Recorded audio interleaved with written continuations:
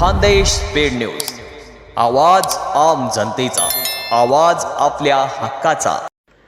परम आदरणीय महामहिम राष्ट्रपति महोदया श्रीमती द्रौपदी मुर्मू जी, माननीय अतिथिगण एवं मेरे प्रेरणादायी साथियों, नमस्कार। मेरा नाम मयूर भानुदास सपकाले।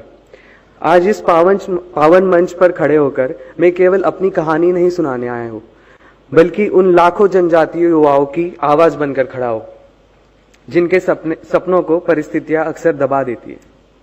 मैं टोकरेकोली जनजाति से आता हूँ, एक ऐसी पहचान जिसे समझने के लिए हमें इतिहास के पन्नों में जाना पड़ेगा।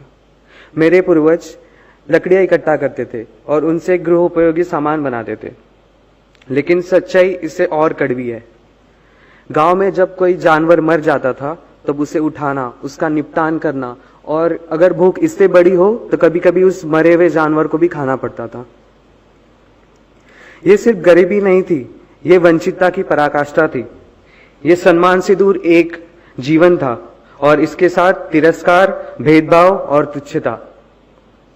लेकिन डॉक्टर बाबा साहेब अम्बेडकर जी के संविधान ने हमें अधिकार दिया है कि हम भी आगे बढ़ सकते हैं। मेरी यात्रा भी कुछ ऐसी ही थी।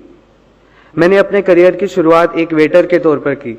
मैं झूठी प्लेट्स उठाता था, टेबल साफ करता था, लेकिन अंदर एक आवाज हमेशा रहती थी कि मैं और कुछ कर सकता हूं। और उसी दौरान मैंने रात में 12 से 15 घंटे शिफ्ट करके, दिन में पढ़ाई करके और शाम को थोड़ा सा आराम करके मैंने क्रैक जैसी अति स्पर्धात्मक परीक्षा को क्रैक किया और मैंने Indian institute of management Kozhikode में अपना स्थान सुरक्षित किया। उसी समय जनजातीय कार्य मंत्रालय की छात्रवृत्ति योजनाओं ने मेरी जिंदगी बदल दी। ये छात्रवृत्ति मेरे लिए सिर्फ आर्थिक सहायता नहीं थी, मेरा आत्मविश्वास थी, ये मेरे सपनों की ताकत थी और इस संघर्ष को शक्ति देने वाली एक दिशा थी। आज मैं डॉक्टर रेड्डी लैबोरेटरीज हैदराबाद, यहाँ पे बिजनेस डेवलपमेंट एवं स्ट्रैटेजी मैनेजर का काम करता हूँ, जहाँ पे मैं करोड़ों के महत्वपूर्ण बिजनेस डिसीजन का एक हिस्सा हूँ। माननीय राष्ट्रपति महोदया, आज माननीय प्रधानमंत्री श्री नरेंद्र मोदी जी के नेतृत्व में जनजातीय समाज के उत्थान के लिए जो प्रयास हो रहे हैं, वे केवल नीतियां नहीं, वे जीवन बदलने वाली ताकत है, वे आत्मसम्मान की पुनर्स्थापना है। Birsa lives in new Bharat, यह केवल एक थीम नहीं बल्कि एक पहचान, एक विचारधारा है। भगवान बिरसा मुंडा जी ने हमें सिखाया है कि संघर्ष कभी कमजोर नहीं होता, बल्कि वह स्वाभिमान की ओर बढ़ने की पहली सीढ़ी होती है। अंत में सिर्फ इतना कहना चाहूंगा, जो कल तक हालातों के बोझ तले झुके हुए